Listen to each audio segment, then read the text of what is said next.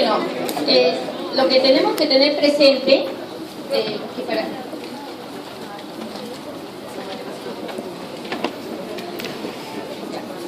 que en el caso de reparación celular y cicatrización de heridas van a intervenir varios factores, ¿no? Por eso es que hemos considerado dentro de toda esta revisión la activación celular. Tenemos dos puntos importantes. Está la comunicación celular, que es muy esencial en los organismos multicelulares, y la pérdida de esta comunicación, ¿no?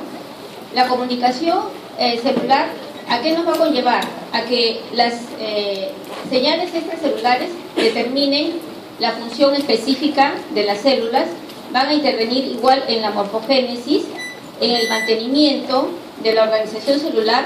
Igualmente actúa a nivel de la respuesta adaptativa, como es un tema que ya lo hemos revisado. Amenazas como los traumatismos tisulares locales e infecciones, que es el tema de hoy de reparación. Y cuando ocurre la pérdida de la comunicación celular, lo que se va a producir es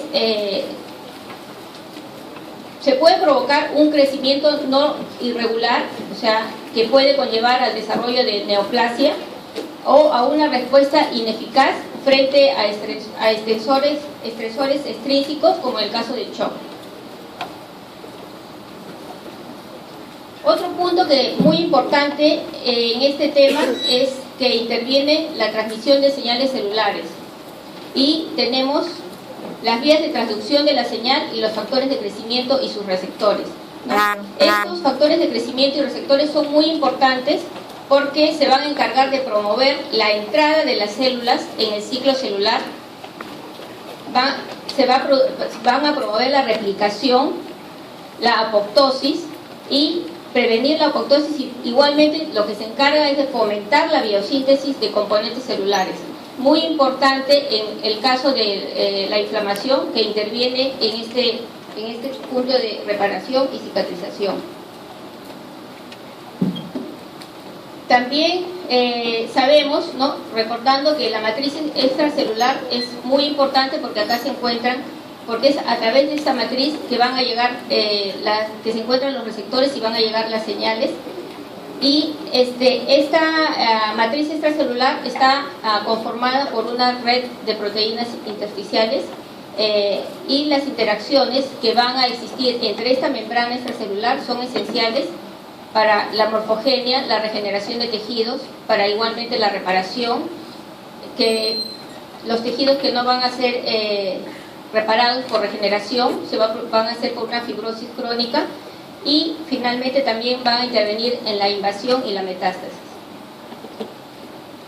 Entonces, es básico para el proceso de reparación, regeneración y cicatrización la inflamación. Entonces, recordemos que la inflamación es una respuesta beneficiosa del huésped a los invasores y al tejido necrótico, ¿no? Pero también debemos de recordar que hay casos en que esta inflamación no es beneficiosa para el huésped, como por ejemplo en los casos de las enfermedades autoinmunes, que no reconoce a las sustancias que no son nocivas, o sea, no las reconoce y ataca al mismo huésped, ¿no? Entonces, uno de los principales componentes, ¿no?, de la inflamación es la reacción vascular y la respuesta celular. Dentro de las causas de la inflamación tenemos las infecciones, las necrosis tisular, los cuerpos extraños, los traumatismos y las respuestas inmunitarias, ¿no? En este caso de la reparación y regeneración de tejidos está la respuesta inmune innata, ¿no? Ahora, dentro de los mecanismos de la respuesta inflamatoria está el reconocimiento del agente agresor, ¿no? Que el huésped lo tiene que reconocer. Luego está el reclutamiento de leucocitos. El siguiente paso es la erradicación del agente mediante la fagocitosis. Luego hay una regulación de la respuesta a esta noxa, y finalmente viene la resolución y la reparación del tejido.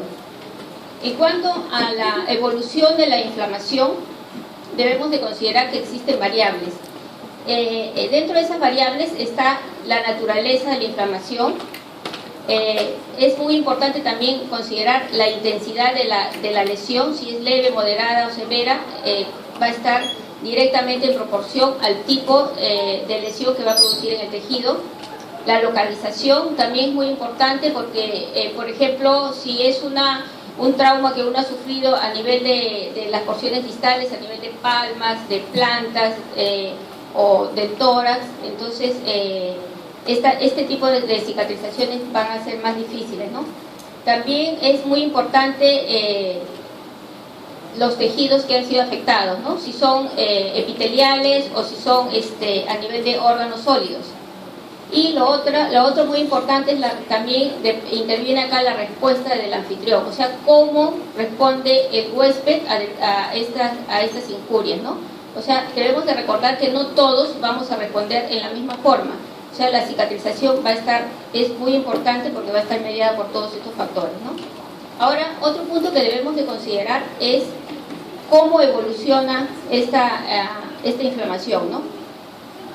Si es una lesión leve, entonces va a haber una resolución completa y una remisión, ¿no? Sin dejar mayor daño, y en lo cual los tejidos van a quedar intactos, ¿no? Cuando es una lesión más profunda, lo que va a pasar acá, que la cicatrización va a ser por una reposición de tejido conjuntivo, ¿no? Y que va a estar compuesta por tejido fibroso, ¿no? Y lo otro que es que en el caso de que sea muy severo este traumatismo, la progresión de esta inflamación aguda puede ser a una inflamación crónica, ¿no?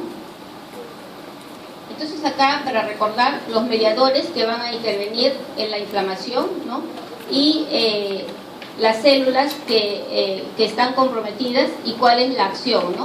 Entonces tenemos la histamina, prostaglandinas, leucotrienos, que estos van a actuar son a través de los mastocitos y cuya función es la vasodilatación y aumentar la permeabilidad. Igualmente tenemos las citocinas que se encuentran en los diferentes tipos de células, y es una de las sustancias que se van a actuar inicialmente ante un trauma, ¿no? Entonces, acá por ejemplo tenemos, ¿no? Recordemos, la inflamación es una respuesta de los tejidos vascularizados a las infecciones y al daño tisular, ¿no? Entonces, a nivel extracelular, extravascular, vamos a encontrar los canoxa, ¿no? Entran los microbios, el tejido conectivo a través de las células, y inmediatamente van a surgir células y proteínas. Tenemos los macrófagos, las células dendríticas, los mastocitos, que la función de estas células es el reconocimiento, ¿no? El reconocimiento a través de los macrófagos, ¿no? de estos microbios, y inmediatamente se van a producir los mediadores, que están las citocinas, las aminas, y a nivel del endotelio vascular se va a producir una vasodilatación, ¿no? Aumenta la permeabilidad vascular, se va a producir un edema.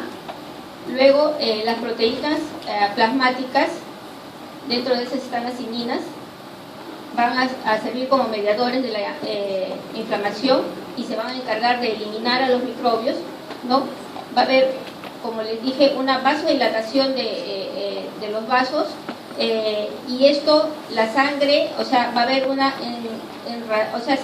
a ser más lenta la circulación, y esto va a hacer que se produzca el reclutamiento de leucocitos para que se dirijan inmediatamente al lugar donde se ha producido la lesión. Entonces acá se va a producir el macrófago, ¿no? va a fagocitar a las bacterias, a los microbios, a los detritus, y con esto se va a producir la eliminación, ¿no? del tejido muerto, Y finalmente, si es una lesión leve, o sea, se va a regenerar, o sea, se va a producir la reparación, y de lo contrario, si es muy extensa y muy severa, se va a conllevar a la formación de tejido fibroso, y con esto, o sea, a un tejido, a una inflamación crónica. Entonces, acá están las citocinas, ¿no? Que son producidas, ya como habíamos revisado, por las células endoteliales, los linfocitos, macrófagos, ¿no? Y lo que se van a encargar es, a través de las proteínas reguladoras, ¿no? Van a activar a los receptores específicos, ¿no? De la cascada de inflamación, y como podemos ver, una de las funciones es intervenir en la reparación, ¿no? De los tejidos mediante la inflamación, ¿no? Y las interleuquinas, o sea, que con más frecuencia se encuentran en este tipo de lesiones, como es la reparación y cicatrización, está la interleuquina 6, ¿no? Acá podemos ver un vaso, ¿no? Entonces, cómo se aumenta la permeabilidad, ¿no? Los factores de necrosis transformante de interleucina 1, ¿no?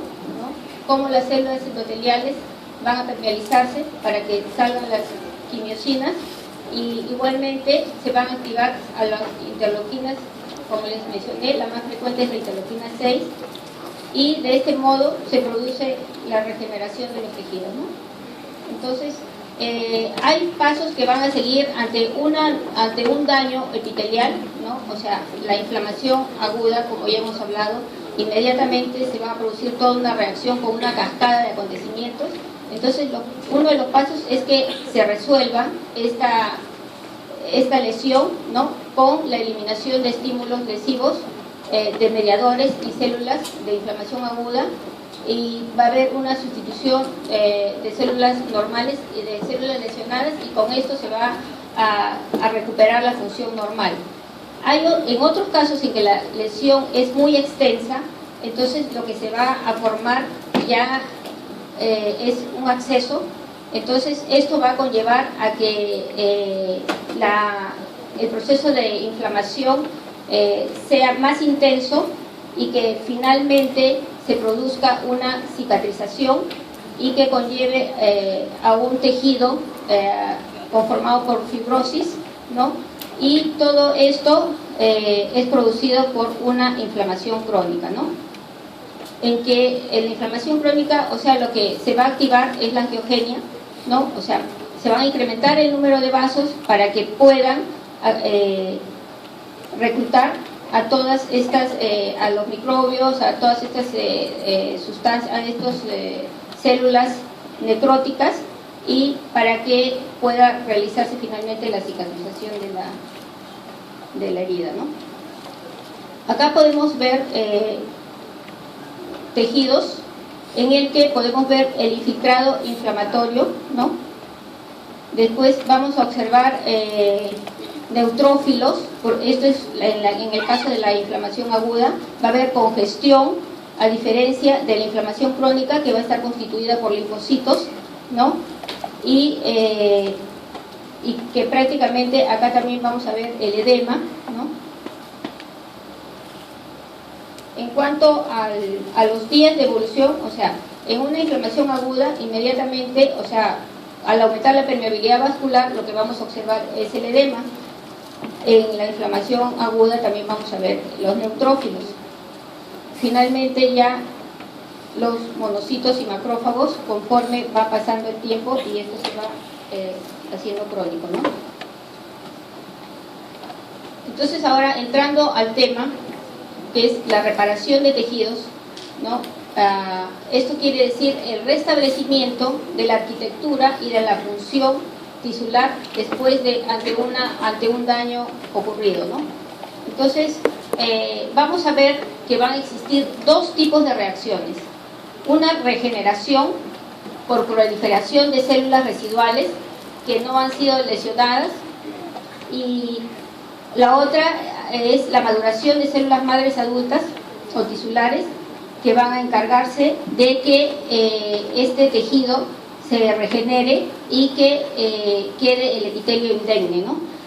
De lo contrario,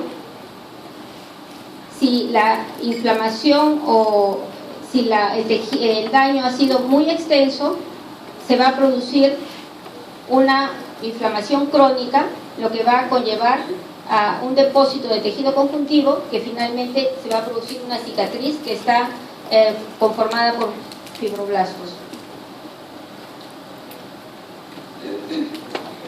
Acá, para recordar que en una homeostasis normal, ¿no?, va a haber un equilibrio entre proliferación y apoptosis. Acá vemos la célula normal. Ante una anoxa, una lesión, un trauma, vamos a tener los dos caminos, ¿no? O se regenera dependiendo de la intensidad, del tamaño de la lesión, del lugar, de la localización de la lesión. Vamos a tener que el tejido se regenera, ¿no?, con una renovación de todos los del epitelio, ¿no? Entonces va a haber una regeneración completa en este caso, y estos tejidos van a estar estables, ¿no? Y el otro camino es la reparación, como les mencionaba, cuando es una herida más extensa, ¿no?, en el que se va a necesitar, o sea, una inflamación severa para poder eliminar todos los detritus, todos los tejidos necróticos, y se va a producir una cicatrización, ¿no?, a base de fibroblastos, que finalmente, o sea, es producida por una inflamación crónica que conlleva a un tejido fibroso. Entonces, acá tenemos un epitelio normal, ¿no? Esta es una lesión muy superficial que solamente compromete el epitelio, ¿no? Y vamos a observar finalmente, después de activar toda la cascada de la inflamación, se va a recuperar y el tejido va a quedar indemne y va a recuperar toda la función. O sea, es como si no hubiese pasado absolutamente nada, o sea, se recupera por completo. A diferencia, por ejemplo, podemos ver acá en que la inflamación es grave, en que los bordes están ocupados por un tejido de granulación, ¿no? Y que finalmente esto, como no es solamente epitelial, sino que ya es una lesión más profunda, entonces lo que se hace es, para que la arquitectura se mantenga y que pueda servir de sostén para que se inicie un tejido que sirva para recuperar la arquitectura, pero ya no la función, ¿no? Vemos los fibroblastos, ¿no? Acá tenemos otro ejemplo, ¿no?, en el que vamos a observar el lobulillo hepático, la conformación radiada con la tríada postportal. Acá vemos la lesión de las células, ¿no? Se va a producir lesión de las células. El tejido conjuntivo está indemne y después de esta lesión celular lo que se va a producir es una proliferación de las células residuales que se encuentran dentro de la matriz, ¿no? Y con esto vamos a observar que finalmente el tejido se va a regenerar y va a quedar igual que antes de sufrir la lesión, ¿no? Y acá tenemos una en el que hay la lesión de las células y de la matriz. Pueden ustedes observar que se ha perdido ya la arquitectura, ¿no? Y entonces lo que vamos a ver es un depósito de tejido conjuntivo, ¿no? Va a haber proliferación de las células residuales en el seno de la matriz, y finalmente va a haber una reparación, pero mediante cicatrización, con conformación de tejido, o sea, inflamación crónica conformada por linfocitos y fibroblastos, ¿no? Ahora, la regeneración de células y tejidos va a estar en función a la proliferación celular, ¿no? Esta proliferación celular va a depender de factores de crecimiento, también van a depender de la integridad de la matriz extracelular y igualmente del desarrollo de células maduras a partir de las células madre. Acá observamos los factores de crecimiento que van a intervenir en estos procesos, ¿no? El origen, ¿no? Mayormente hay macrófagos, también están las células mesenquimales, las células musculares, también del músculo liso, los queratinocitos, ¿no? Los mastocitos, y estas son las diferentes funciones que van a promover, ¿no? La estimulación de fibroblastos en el caso de una lesión grave, ¿no? Si es a nivel de hígado, vamos a observar la estimulación, ¿no? De los hepatocitos. Y bueno, acá también, como inicialmente mencionamos, es muy importante la matriz extracelular, que debe estar indemne para que haya una buena respuesta a esta cascada de acontecimientos que se deben de presentar en el caso de una lesión de tejidos, ¿no? Entonces podemos observar acá el colágeno, la fibra de prominina, ¿no? La integrina, los receptores. Acá tenemos los factores de crecimiento con sus receptores respectivos. Finalmente van a haber por las moléculas de adhesión local, ¿no? Y tenemos que participa también acá el citoesqueleto de actina, que se va a ocupar de llevar las señales mediadas por el citoesquelético del citoesqueleto al núcleo. También observamos las vías citoplasmáticas de transducción de la señal, que a través de, una vez que se activa a través del núcleo, se va a producir la proliferación, la diferenciación de síntesis de proteínas, la unión, la migración, y va a haber un cambio en la forma, ¿no? Ahora, en cuanto a la reparación por regeneración, tenemos que pueden existir tres tipos de tejidos, ¿no? Los tejidos lábiles, estables y permeables, permanentes. Ya, en cuanto a los tejidos, para repararse presentan una capacidad de regeneración intrínseca, ¿no? Entonces, estos tejidos lábiles son los que se encuentran en continua división, ¿no? Y se están regenerando constantemente. Y estos, tenemos ejemplos acá, un epitelio, ¿no? Una cavidad, acá tenemos un epitelio de la cavidad oral. La característica es que esta división es a partir de las células madres adultas y van a proliferar a través de las células maduras.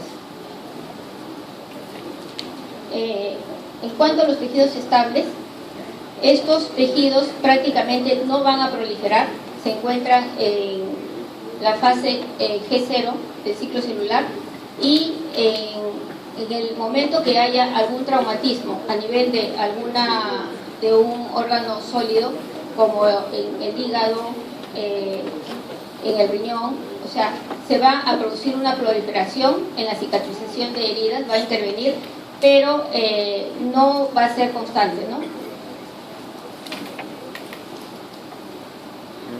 En cuanto a los tejidos permanentes, sabemos que la característica de estos tejidos es que están diferenciados y ya no va a haber proliferación postnatal. Y como ejemplo tenemos al músculo cardíaco y a las neuronas, ¿no? Aunque actualmente existen estudios en que refieren de que en el músculo cardíaco, aún en la necrosis, han observado que una proliferación y diferenciación, pero todavía eso no se ha probado como para confirmar, ¿no? Son estudios que se están haciendo. En cuanto a la proliferación de células, esta se va a controlar por medio del ciclo celular y va a estar estimulada por factores de crecimiento, como ya hemos observado, igualmente por interacciones, ¿no? De las células a través de la matriz extracelular. Y tenemos como ejemplo la regeneración del hígado, ¿no? Que está estimulada por citocinas y factores de crecimiento y que puede producirse, o sea, por dos vías, ¿no? Ya sea por una proliferación de hepatocitos que han sobrevivido o una repoblación a partir de las células progenitoras. Acá podemos observar el hepatocito que va a ser previamente sensibilizado y la célula de Kupffer va a producir la interleuquina 6, ¿no? Y va a estimular a las células del parénquima. Entonces, de la fase 0 va a pasar a la fase AG1 del ciclo celular. Se va a producir una estimulación a través de las vías de señalización y de los factores de crecimiento, ¿no? Y posteriormente se va a producir la proliferación celular. En cuanto a la reparación por depósito de tejido conjuntivo, que ya esto ocurriría en el tipo de heridas grandes, profundas, que ya han invadido el epitelio y el parénquima, se va a realizar la reparación mediante el depósito de tejido conjuntivo, ¿no? Y para esto, como hemos visto, va a intervenir la angiogenia, ¿no? Cuya función es incrementar la permeabilidad vascular. Se va a producir una de las características de este tipo de reparación es la formación de tejido de granulación, y la otra característica es que se va a producir posteriormente una remodelación del tejido conjuntivo que finalmente va a concluir con un depósito de tejido fibroso. Igualmente, ¿no? Recordemos que para todo este tipo de respuesta del huésped a la noxa van a intervenir los factores de crecimiento, ¿no? Que van a estimular la proliferación de tipos celulares que van a estar implicados en la reparación. Y tenemos acá el factor de crecimiento, que es un potente agente fibrogénico, ¿no? Y que el depósito en la membrana, en la matriz extracelular, va a depender del equilibrio entre estos agentes y las metaloproteinasas, ¿no? Acá vamos a observar la disposición, ¿no? De las células en un epitelio normal, ¿no? Después de ser sometido a la noxa, ¿no? A una infección o a una lesión traumática, vamos a ver acá, este es el área de la lesión, en el que vamos a ver todo el proceso de inflamación, ¿no? La dilatación de los vasos, aumentando la permeabilidad vascular, el reclutamiento de neutrófilos, ¿no? Y luego lo que vamos a observar acá, como es ya una lesión amplia y estamos hablando de una cicatriz de un tejido fibroso, se va a formar el tejido de granulación compuesto por fibroblastos, ¿no? Linfocitos, y finalmente vamos a ver acá la formación de la cicatriz compuesta también por las fibras de fibronectina y fibroblastos, ¿no? Acá también vamos a ver tejidos, ¿no? En el que vamos a observar el edema, ¿no?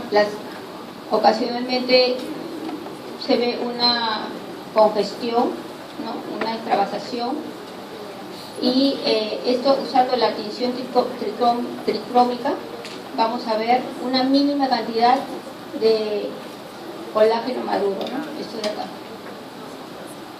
Y con la tinción tricrómica vamos a observar acá una cicatriz madura, ¿no? Todos los fibroblastos, o sea, de color azul, y ya menos cantidad de vasos, ¿no? O sea, lo que más predomina ya es la fibrosis. Acá vamos a ver, o sea, la importancia de la angiogénesis, en el que vamos a observar que a nivel del pericilo se van a formar estos penachos que lo que van a hacer es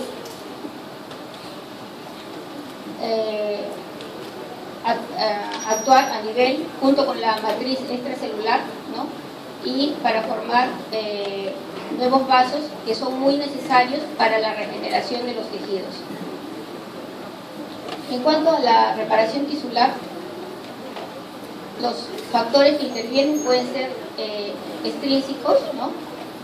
Como son las infecciones, intrínsecos y sistémicos o locales, como son las infecciones. Sabemos que las infecciones en realidad no van a permitir, o sea, si es una infección severa, la lesión, o sea, el proceso de reparación va a demorar muchísimo más. Otro problema tenemos la diabetes, ¿no? Que por alteraciones metabólicas igualmente va a estar alterados los vasos, ¿no? Los vasos sanguíneos. Entonces tampoco este tipo de pacientes no tienen una buena cicatrización. Otro mecanismo está el estado nutricional, la falta de proteínas, la vitamina C tampoco van a ayudar a una buena cicatrización. La ingesta de glucocorticoides también o la utilización de corticoides tópicos pueden debilitar la cicatriz, ¿no? Debido a una inhibición de este factor de crecimiento, y entonces esto no contribuiría a la formación de fibrosis, ¿no?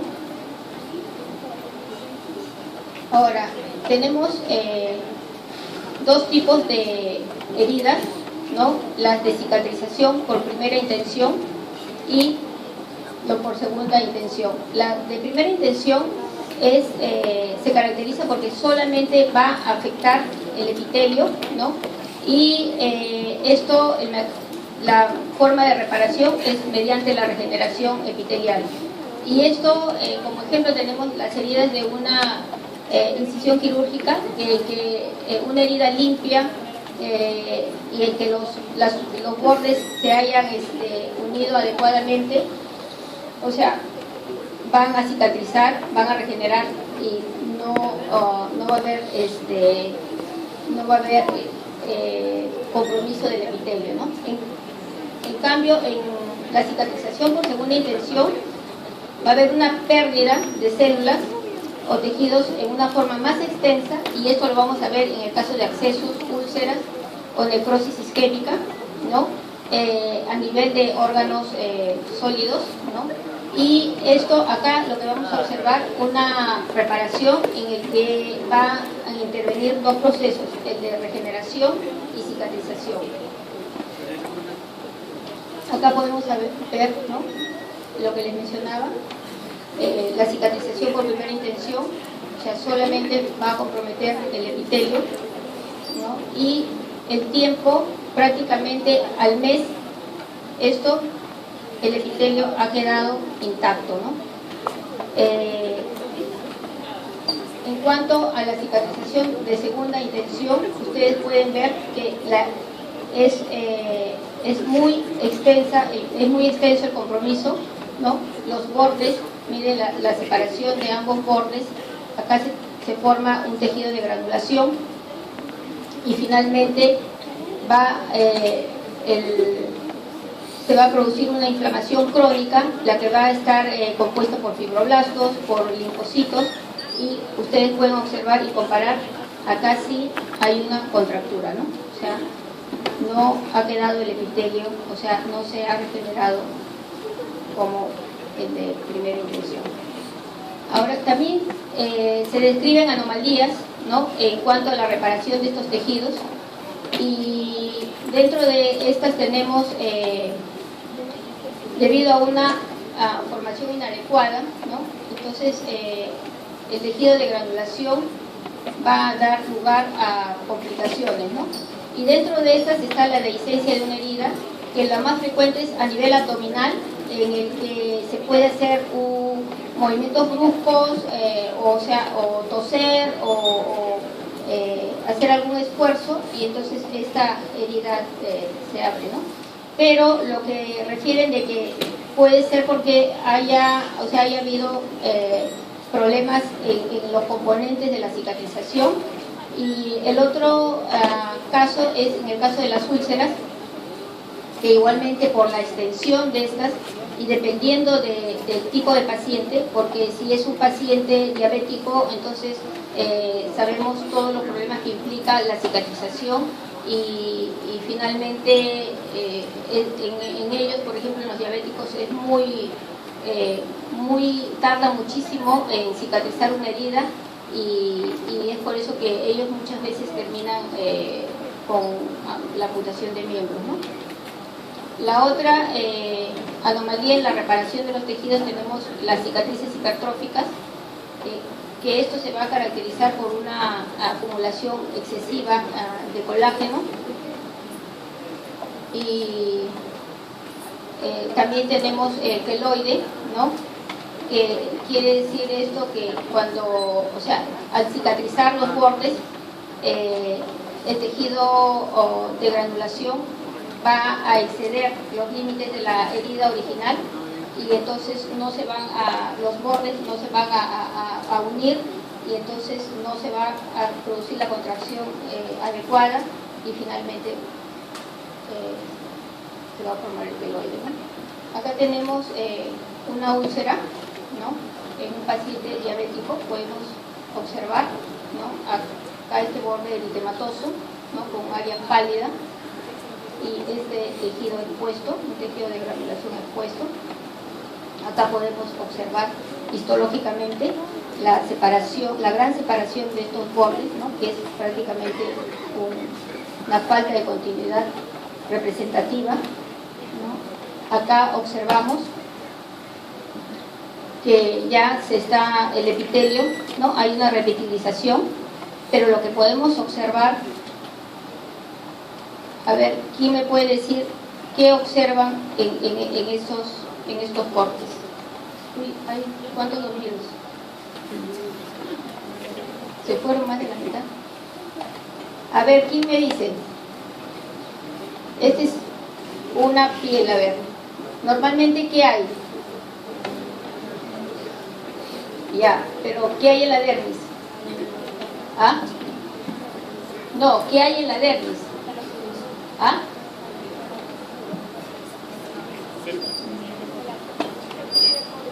¿Ah? ¿Cómo? No, pues chicos. A ver, en una dermis, ¿qué existe? Recuerden la histología, pues. ¿Ah? A ver, mírense la piel. Miren, ¿qué tiene? ¿Ah? ¿Ah? Ya, ¿qué más? ¿No sudan? Ya, ¿y acá ven algo de eso? No hay nada. O sea, en este tipo de lesiones desaparecen. Y así el epitelio, miren, o sea, acá está revitilizando, está muy delgado, pero acá ya el epitelio ya está completo. No, pero tiene sus contracturas. Y igualmente, no, ¿qué ven? ¿Ven los folículos pilosos? ¿Ven las glándulas sebáceas? ¿Ven? No sé. O sea, eso sí no se llega a recuperar. O sea, definitivamente esto, o sea, con este tipo de lesiones se pierde todo eso. O sea, van a ver que ustedes que ya se repetilizó, que está todo completo, el grosor del epitelio, ¿no? Pero no se recupera ya. ¿Sí? Ya, entonces, ahora hay otras anomalías, como está un tejido de granulación exuberante, ¿no? Que va a estar también compuesto por fibroblastos, elementos de tejido conjuntivo, y acá tenemos los tumores desmoides o fibromatosis agresiva. En este caso, lo recomendable es retirarlos, ¿no? Ya sea por medio quirúrgico, pero estos tienen la capacidad de nuevamente regenerarse, ¿no? O sea, por eso les dicen fibromatosis agresivas, porque los operas y vuelve a crecer la lesión y prácticamente están en el borderline, porque están entre un tejido benigno y con un riesgo de malignizarse, ¿no? Acá tenemos esto es, ¿qué es esto? A ver.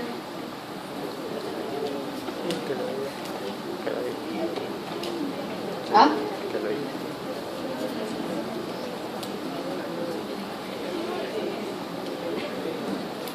¿Ah? Claro, este es un tejido queloide, ¿ya? O sea, ¿han visto? Y acá vemos histológicamente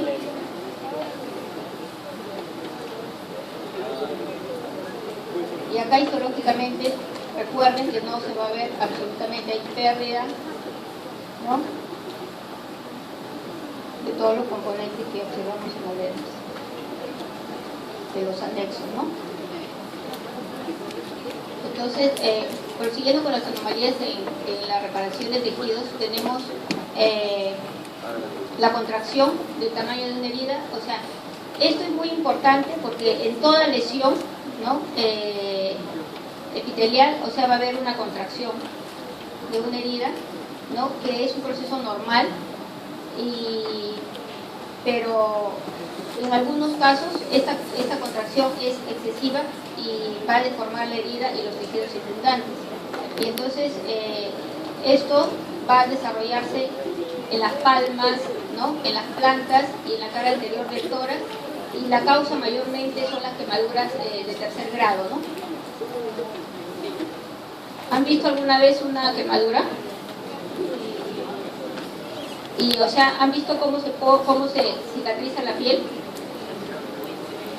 Entonces, eso conlleva a veces a pérdida de la función, ¿no?, porque la contractura no es la adecuada. Bueno,